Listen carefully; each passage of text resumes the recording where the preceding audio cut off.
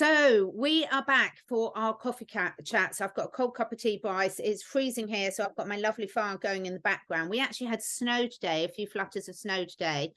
And we missed last week because it was Thanksgiving. So first of all, how was your Thanksgiving? It was good. I was laughing with our friend Shanti on Monday.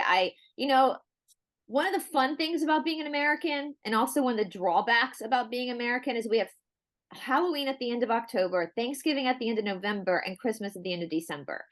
And so you're going from, well, especially between Thanksgiving and Christmas, you're going from really big celebratory meals, feast, and you don't have that much time to let your body detox before you're hit with it again. Yeah. And so I decided to do a 15-day cleanse after Thanksgiving just to reset myself. And Lord have mercy. It is not fun. It's fun when you're done with the cleanse because you feel better, but when you're going through it, it is not a fun process, but your body does thank you for it once it's kind of been squeezed out of everything that's slowing you down. So I'm really well. We had a wonderful Thanksgiving. It was a beautiful day, and so now we're just gearing up for Christmas. So I guess everybody is. So it's that time of the year. So I love that. I love that. And I think it's so important what you said about the cleanse, because I've just started, because I've launched my 8-week Happy Gut, Happy You course, because so many problems, physical, emotional, mental, spiritual, come from gut health and our gut microbiome being out of balance. And the thing is, for this is we're all doing it. I'm taking people through all at different paces that fit them, because, you know, with this season, it's really hard not to, and actually it can make you feel a lot worse because it can have a lot to do. So it's not about avoiding fun, but so I'm loving what I'm doing, taking people through this cleanse, Bryce, because some are just swapping out one meal a day for something completely healthy that's really healing their gut. Some are doing two. Some with more serious issues are doing the whole whack, and the results are just amazing. And I think, to me, this is where real self-love is. Self-love is recognizing what's no longer serving you, whether it's in relationships, whether it's what you're listening to, whether it's the lifestyle you're living, and actually doing something about it. Yeah, course correcting. Yeah, absolutely. Yeah. Now we're going to talk about something really interesting today that we haven't really spoken about before, but I think is going to be really relevant to everyone listening to it, and that is gatekeeping. Can you start off about just explaining to everyone listening, what is gatekeeping? You know, why are we talking about it today?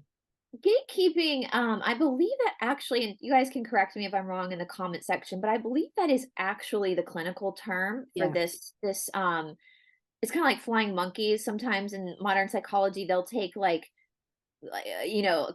local colloquial speak and make it actually so people can understand what it is, what this type of personality is.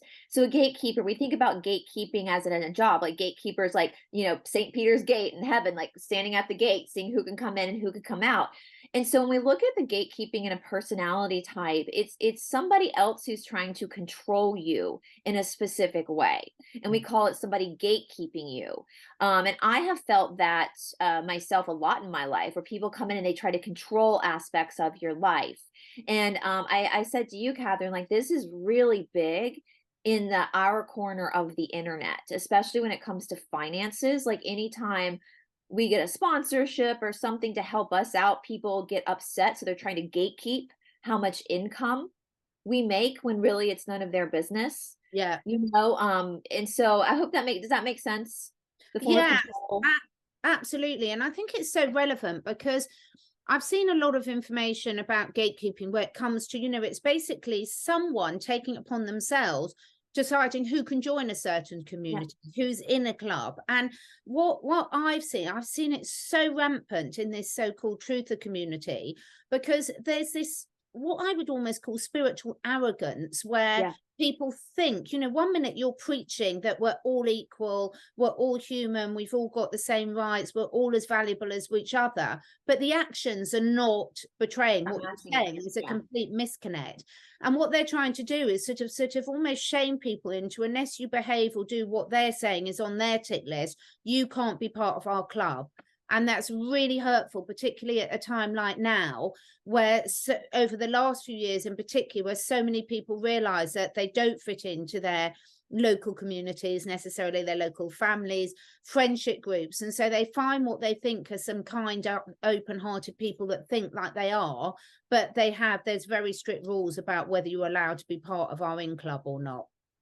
That's a beautiful way to put it too. It's that, and actually yesterday I filmed with Doug Kramer from Days But Not Confused, and we talked about this, this idea of, because he's an ex-Scientologist, in this extreme, when you can't question, or you can't, have a slightly different opinion over something, you're immediately rejected and immediately painted black. And that is definitely a sign of a high controlled cult or group. And that is very true. I mean, I in the episode I did with Doug, I spoke about how he considers himself to be in the fringes of the ex-Scientology community. And I said, I consider myself to be in the fringes of the truther community because I have questioned a lot of things in the truther community. And I've gotten backlash for it. And I've been called names and I've been fair gamed for it. And so that is a form of gatekeeping as well. When you don't allow people to actually ask questions over ridiculous concepts or theories that are being presented as facts. I was telling you, Catherine, you and I both are really big fans of the Andrew Gold podcast. And one day we'll talk to Andrew Gold. One day we share a lot of guests. Andrew Gold and I share a lot of mutual guests. But one thing I really like about Andrew is that he's fair. Yeah. He's very fair in his interview processes, and he's not afraid to bring people on in a very respectful way that maybe he doesn't agree with, but he wants to hear what they have to say. And I just sent you a episode that I listened to yesterday, and I sent it to you, Catherine, so maybe you can put it in the link for everybody else, where he was talking to someone. It was an interesting episode about the biological impact of trauma. But in the episode, Andrew Gold spoke about an episode he had done where he interviewed somebody who does not believe that like a transgendered woman is actually a woman, and he said clearly this guy is not against transgenderism, he just does not believe in the biology, which I think we can agree with, right? And he posted the interview up in a clip on it, and somebody commented, one of his ex-guests commented, I thought you were better than this, or something like that, to Andrew, and Andrew replied, you're titled to your opinion or something. And he made a really good point. I'm totally paraphrasing what he said, guys, so please go back and watch that episode, where he said, how strange is it that these people who've come out of these high controlled cults or come out of the matrix, then all of a sudden are behaving like the people they claim that they don't like, meaning that this person, her opinion over this guest, she deemed Andrew Gold less than her because he talked to somebody who didn't share the same opinion of her. Therefore, she was deeming her opinion to be the correct truth. And how often have we seen that? We've had so many comments on our things about unsubscribing now. We always say it's not an airport, you don't need to announce your exit. Right.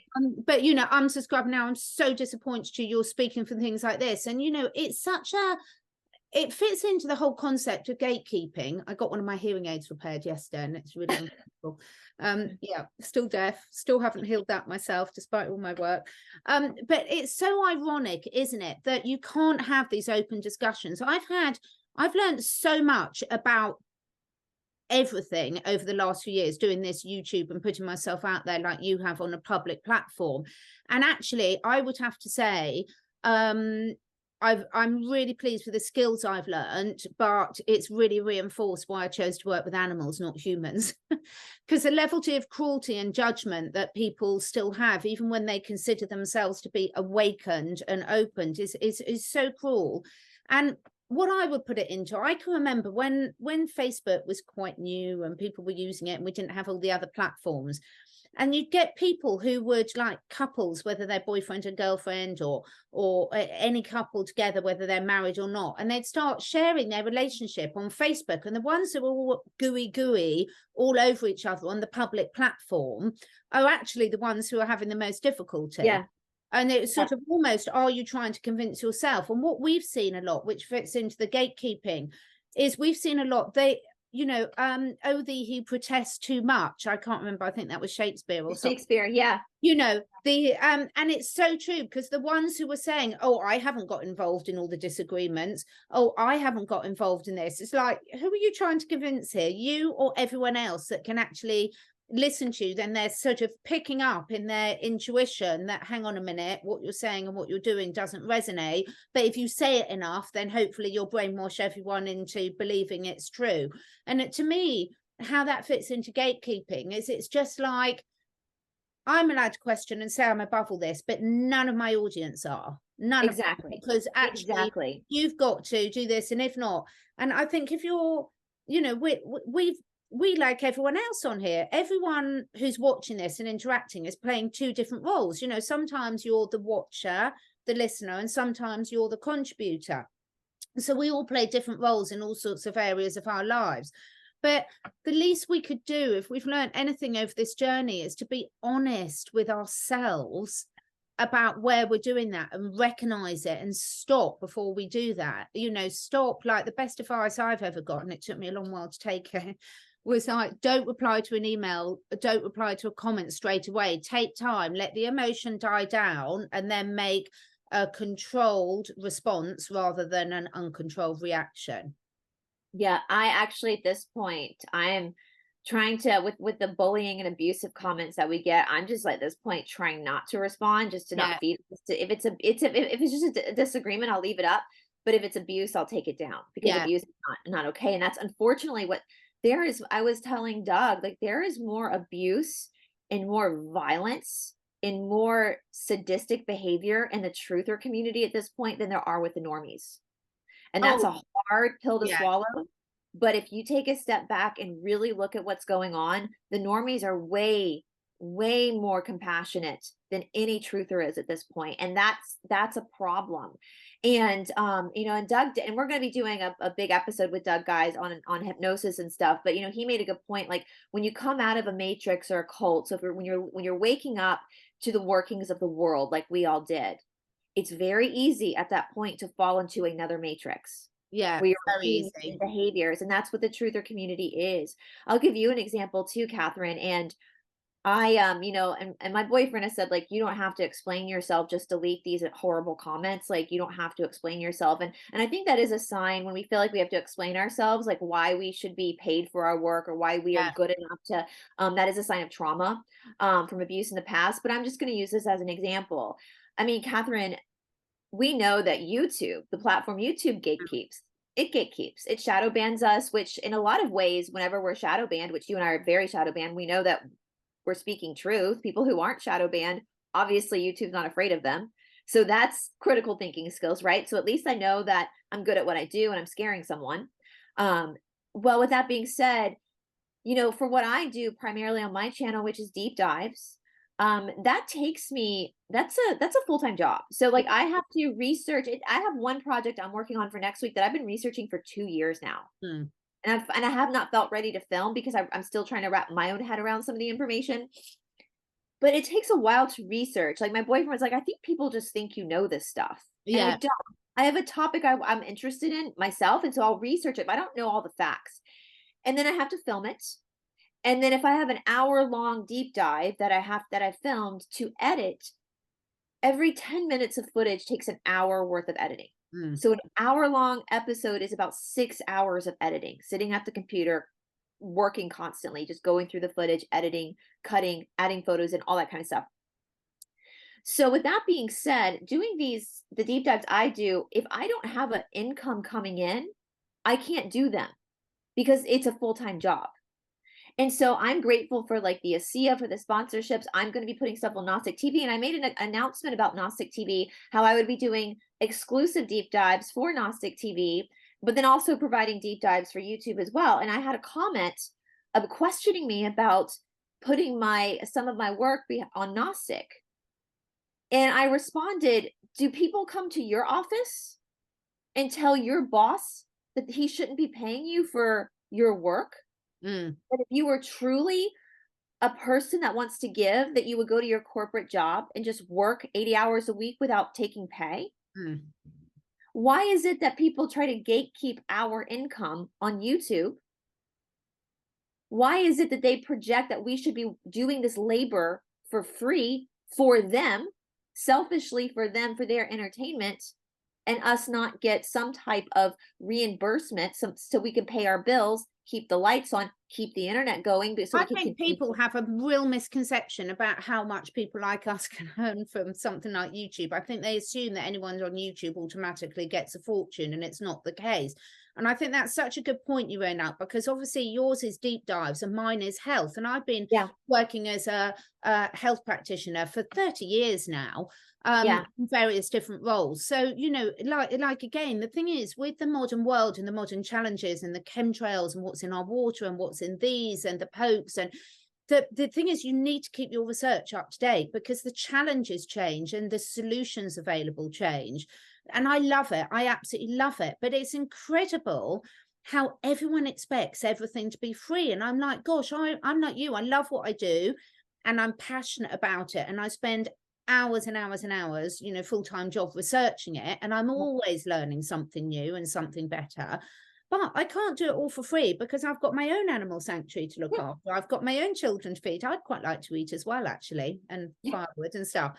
But I think the thing is, I think questioning what's going on and who you're believing, because we have seen this terrible hero worshipping of a new group of people on there, and then putting people down because this person's grown really quickly, therefore they must be an infiltrator. This one's banned, shadow banned, therefore they're this one's this. All these assumptions which might or might not be true, and you don't really know. And how about if we actually just opened it up and stopped trying to cover our shit up? I mean, you and I have got so much evidence that we could show for certain so much. And even the people that have wiped their iPhone messages off my things, don't worry, I do have copies. Just saying. Oh, the FBI. I've sent stuff into the FBI. Like, this is yeah.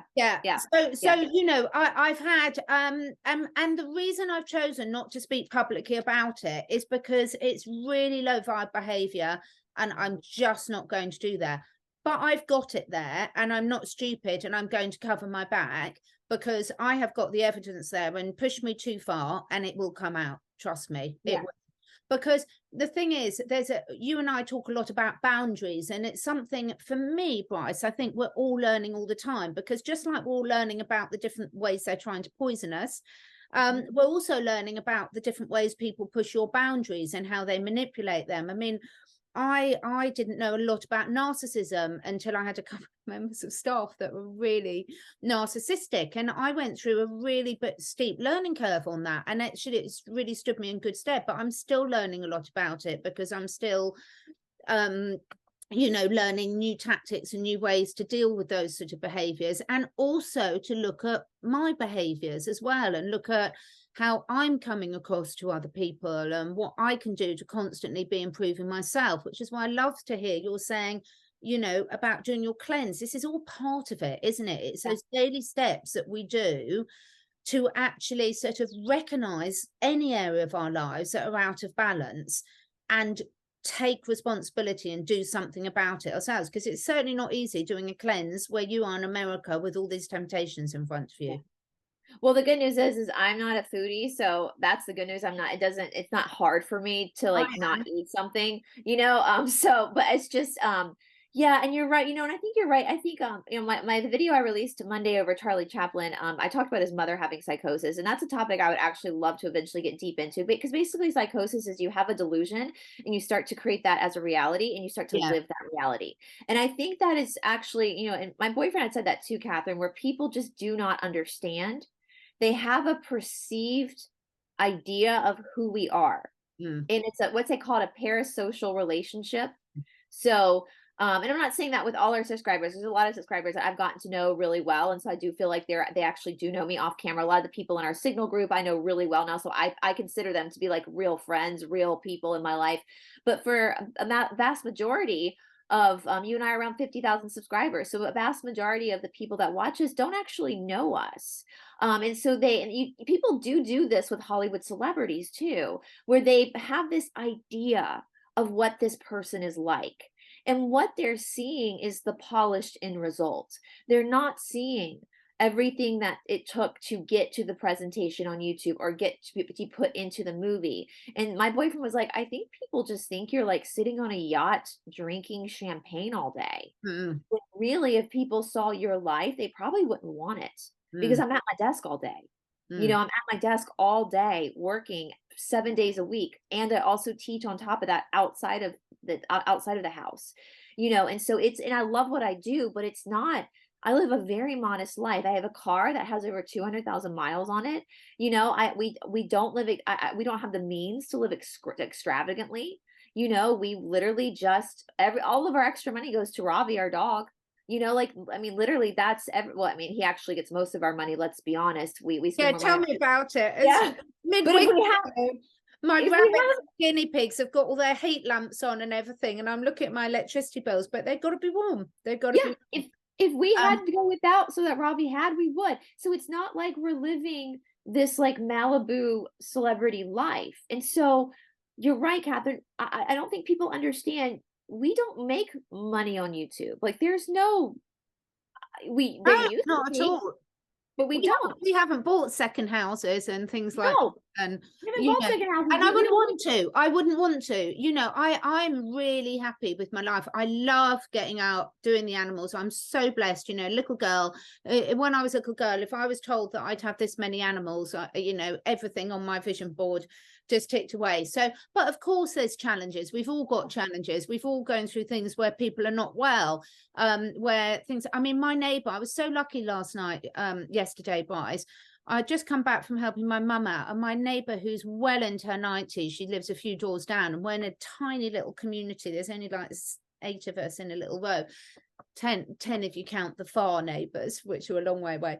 And she'd fallen over and she dislocated her shoulder, and she was on her own, and everyone else was out of work. And I was like, God, I'm so lucky. So I cancelled my appointments, and luckily my clients were really understanding. Thank goodness they were really understanding, because she had no one. She's like 95 and she was sitting on the floor on her own. She was so brave. Took like 6 hours for the ambulance to come.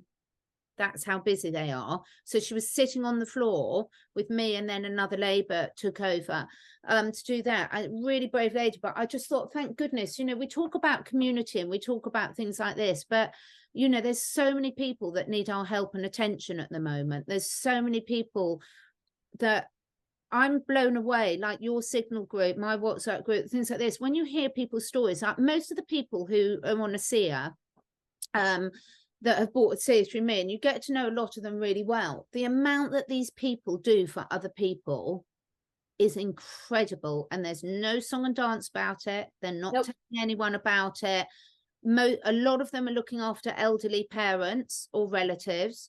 A lot of them are looking after elderly neighbours that haven't got someone to help look after them. It's just amazing to see what they do. And I suppose the hard thing is how do you, that's why I think this gatekeeping is so important, because if everyone should have access to these communities, it's not up to any one person to say, you're not good enough, mate, you've got to comply in this way, you've got to do this. We love it when our children say why and ask questions, and we criticize the education system for shutting down, and yet we do it to each other as adults all the time. If you've got nothing to hide, why does it matter if someone says why? And sometimes it's not appropriate for you to talk about it publicly, but you can explain that in a nice area. There's no nice way of me to say this publicly without dishing someone else. Right. You're allowed to have a private life. You're definitely allowed to have if you are a public person, you are allowed to have a private life. And yeah, I think you're so right. I think what it for people watching, and I have to do this myself, instead of projecting my own gatekeeping on someone else, can I recognize that about myself and say, is this true about this person, or am I believing a delusion that I have? Or a projection that I have? And it's right. People, Catherine, I've had people try to gatekeep who I bring on my channel and who I don't. Oh, I get that all the time. In fact, I had a couple of things this weekend where, I was told that, the people who are really in the spiritual know a question. So to guess, I was like, my channel's about expanding consciousness through curiosity. I've learned some lessons. I've really learned the hard way. Other lessons I'm still probably going to learn. I'm never going to stop learning lessons. We're all going to learn so much about us. And I really hope that as we go through life, we learn and we change and we take it on board and we get to be better versions of ourselves. You know, I mean, who would look back at them as a teenager or a toddler or whatever? There's whatever stage you're at in life, there'll have been one stage of your life for most people where you've been a bit of a brat. Yeah, somewhere. absolutely. Absolutely. You have to go through that stage, and people understand that toddlers have tantrums, and people understand that teenagers aren't always the most, you know, you should be selfish as a teenager because you're going through a stage and you're getting to know yourself, and that's an important learning part in your journey to be becoming a responsible adult. You know, you don't want children to be like 80-year-old wise elders. There's different phases of life for a reason, and letting people enjoy them, and that goes with what everyone does here. You know, in your personal life, everyone will have friends that, you know, some friends will come and go for various reasons. Sometimes there'll be a big bust up, sometimes it will just be a natural splitting of ways, and you might come back together or you might not later on. But try and shame people for going through that, or tell people they're not good enough, or if they don't eat a certain way they can't be part of this, or if you do that, you know, if you're trying too hard to convince people, then I think you're really talking to yourself. Yeah, and again, it goes back to like the whole money thing. When you see a content creator that you really like and they've got an opportunity to make money, to make income, why are you trying to stop that person from making income? You're enjoying the product that they provide. You're taking part and free. YouTube is free for you. You get free, and that's not just Catherine, it's all sorts of content creators. And for me, like when I hear Andrew Gold has a new sponsorship, I get excited for him because that means he's going to be able to put more podcasts up. Exactly. And I'm happy that he's being compensated because this is hard work. And so, and that's hurtful to like have a subscriber say you shouldn't be getting money. It's like enslavement. Like, you should be dance, monkey dance. You should whipping you. You should be providing for me and entertaining me with your deep dives. And how dare you expect to have that energy repaid to you through money? And the way I see it, Catherine, is that is one of the beautiful things about YouTube. When we get sponsorships or get options to put some of our stuff on a platform like Gnostic to make income, the people watching YouTube are always going to get it for free. Right? Completely. This is the thing, it's a lot of choice. Like loads of people are doing Substacks with paid memberships, and fantastic, good for you, good for you, because you know, you're providing a lot of brilliant information.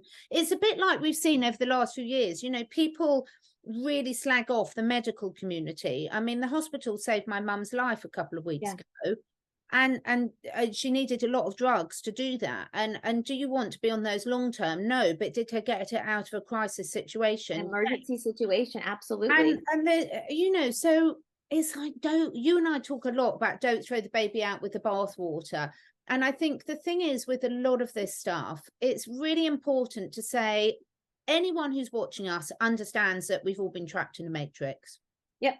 We've all been brainwashed to various different degrees. We've all had different traumas in our lives up until this point, some more dramatic than others. We're all going to go through more traumas in our lives, and we hope that we're going to have a good community of people to support us through, because, you know, like you and I, you know, one of us might be having a bad day and the other one would be having a good day, and you lift each other up. This is what resonance is. This is what frequency is you try and lift each other up to the highest vibration. And I think, you know, it's so true, whether you believe in what you call it, the law of attraction or the law of vibration, whatever you want to call it. The whole point is, if you're criticizing what someone else is doing, if you're criticizing someone who's won an Olympic medal because you're not quite up there yet, if you're criticizing someone who's got the best part that you wanted, if you're criticizing someone that's making money and you're broke, you're never going to get what you want from a place of criticism. The vibrational frequencies are too misaligned. So when we can just step out of our own way and stop that comparison, stop that of course we're humans, we're going to get jealous at times. That's completely normal. It's not about beating yourself up for that, but it's about not staying there and choosing when you to project it. Because once you put something down in writing, you've almost like engraved that into the quantum field, whatever you want to call it, and made it more real in your life, and you're locked that vibration in for yourself, is the way I see it. Absolutely. And a good way to start with that is just putting yourself in the person that you're projecting your anger onto shoes. You know, for someone like Catherine and me, like if you're pissed that we're making money, well, how would you feel?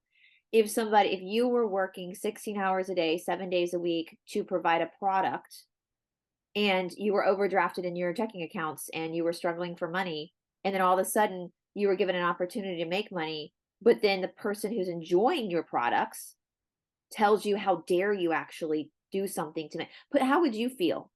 It's dehumanizing. So to gatekeep like that is dehumanizing, right? How would you feel if you ran a YouTube channel and you were interested in talking to someone, even though you might not agree with them, you really wanted to talk to them, and someone was shaming you because they didn't deem that person to be good enough? That's gatekeeping. Right? How would you feel? You know, I know, because I said FBI earlier, I know people in the comments are gonna be like, well, okay, well, let's come down to earth here. Let's get out of the derangement, come to earth. Who else are we gonna send it to? What other law enforcement agency is there out there right now that handles these things? And just because the agency is bad doesn't mean that every member of the agency is bad, right? And something, That's a really important point there. It's really like, you know, just because we're on YouTube doesn't mean that everyone on YouTube is bad. Exactly. Just people who are on Gaia TV, we were talking about off screen, you know, you can think what you like about Gaia TV, but some of the people that are on there have transformed so many aspects of my life for the positive. As our friend Shanti sort of says, you know, the man may have fallen, but the teachings remain pure. It's right. so important. It's like, we are human in this lifestyle, some of us.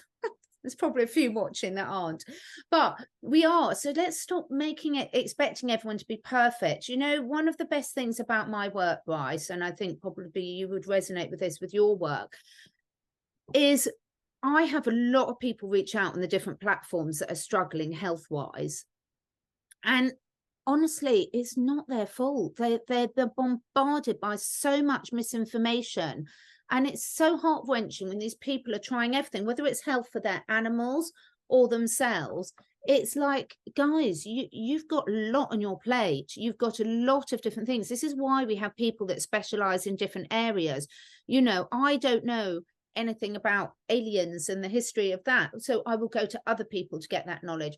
I don't know anything about car mechanics, so I'll go to an expert on that to get that knowledge.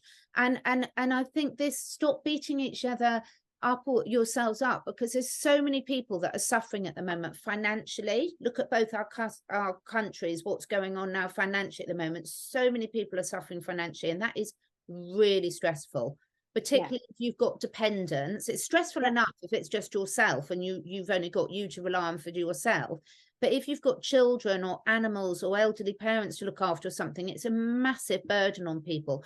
It's stressful because their health's suffering, because it's really hard for them to get real food. It's really hard for them to get clean water. It's hard for them to get clean air. They've got EMF all around them. I better not use too many more trigger words in one video. But, you know, so I think being gentle with herself and saying it is hard, and everyone here is going to be going through different crisis points, which is why we reach out to each other. It's why we do what we do. It's why we like watching other people that help support us and teach and educate us how to handle situations.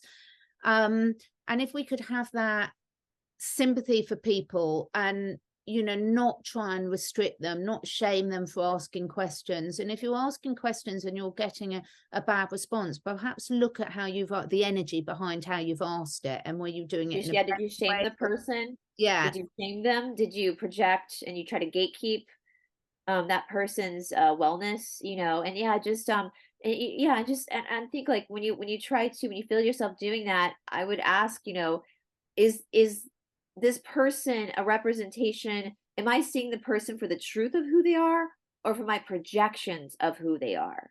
You know, and there is, like, I'm not talking about in your interpersonal lives, because sometimes you have actual evidence of abuse and all that kind of stuff, but especially when it comes to, like, the parasocial relationships on social media and stuff. And absolutely. And I just, yeah, it's pretty awful when you're trying, when you feel like you're trying to be gate kept. And when, I see that too, Catherine, in some of these like Telegram groups, people who are so sold on this idea that for some reason the government's going to give us all $1 million, and there's this new money coming in, we're all going to be rich. I mean, I'm not saying two things get to be true here. The money system is messed up. That's true.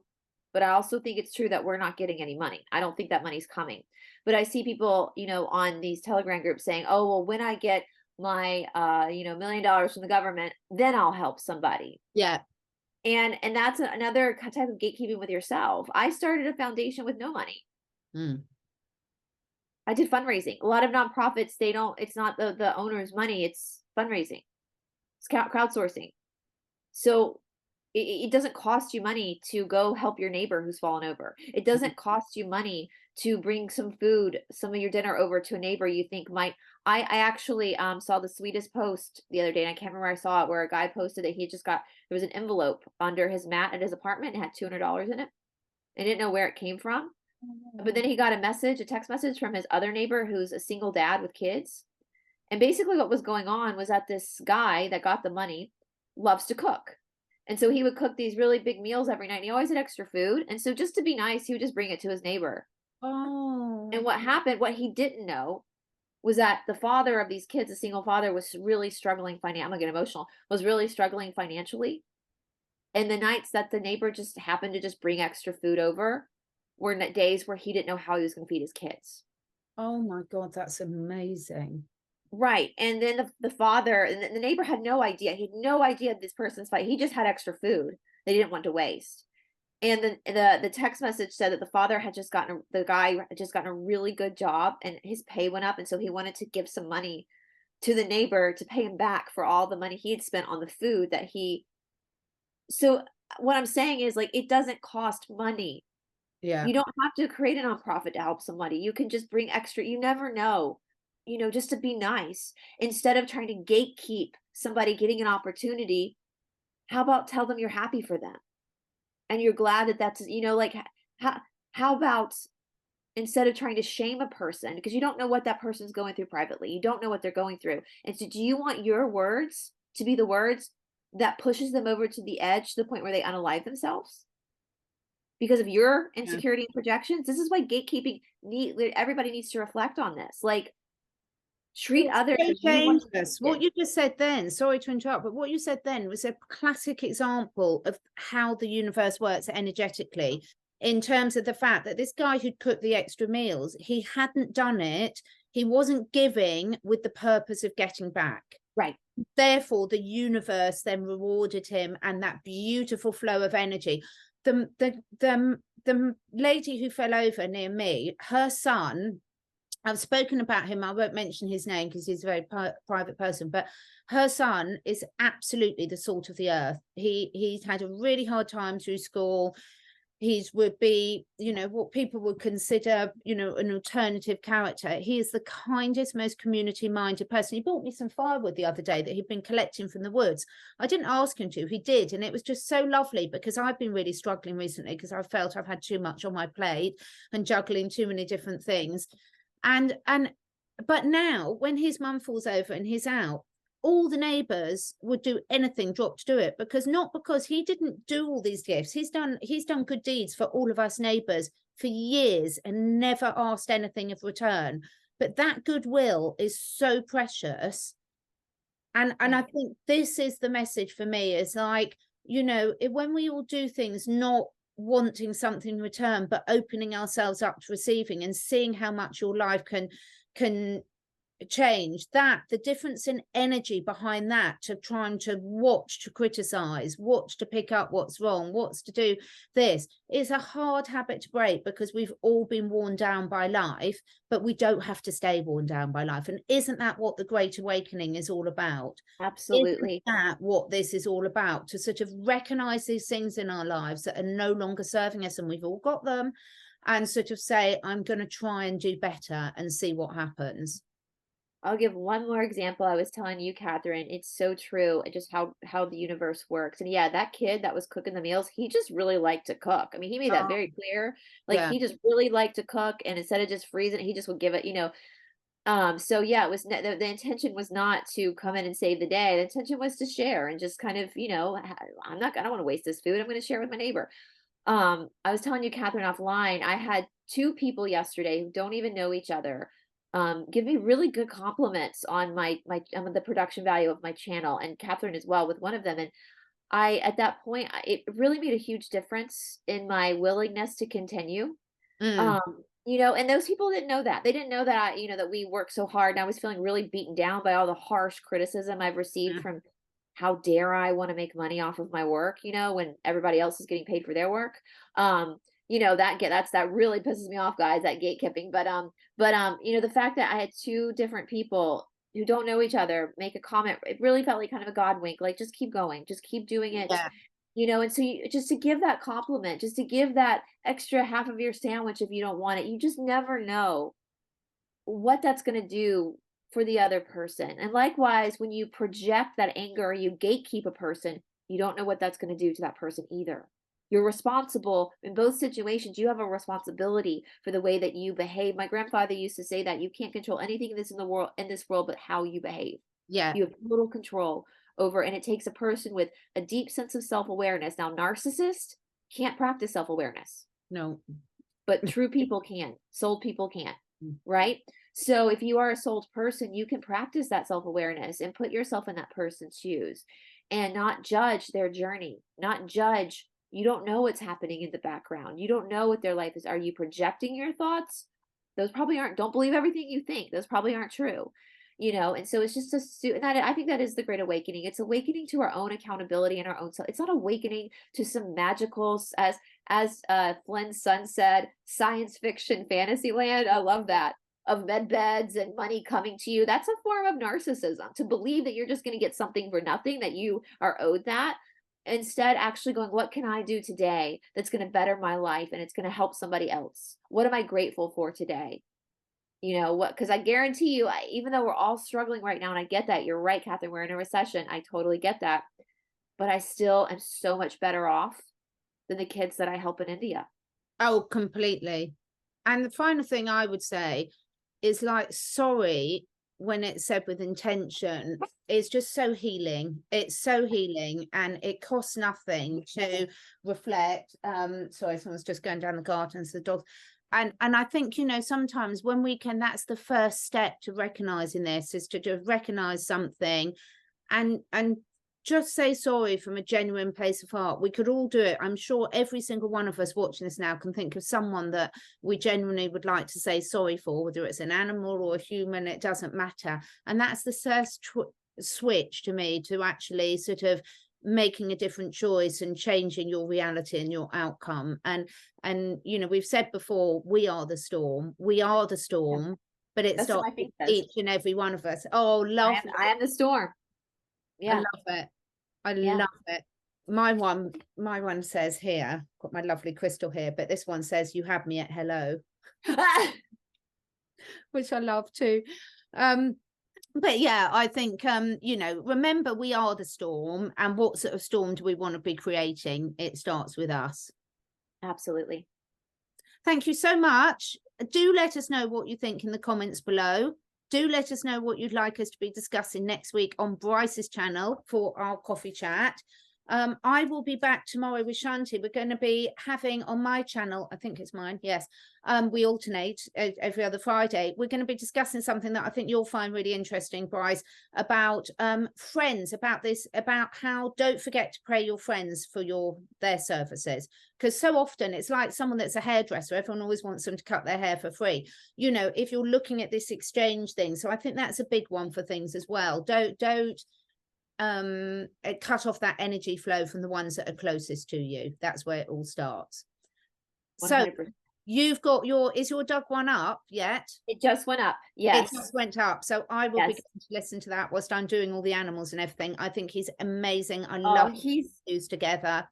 I love him. Like he is such a the person you see on camera is the person you see on. He's just a very tender-hearted person, and we're going to be doing Catherine and I together are going to be doing a round table with him as well.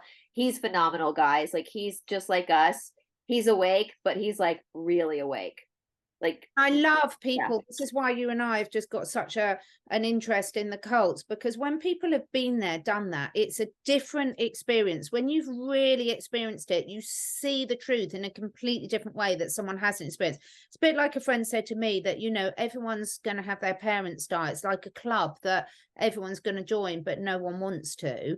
And, you know, having had one of my parents die, you get it, what your friends have been through in a different way that you can't comprehend when you haven't been through it yourself. And I think this is why we learn so much, and we're so grateful for people like Doug and Kelly and Claire and everything for all they share, because when you have been through these traumas, when you have experienced it firsthand, then you've got so much wisdom to share with others. It's and a resilience. Absolutely. Absolutely. He's phenomenal, guys. And I just, yeah.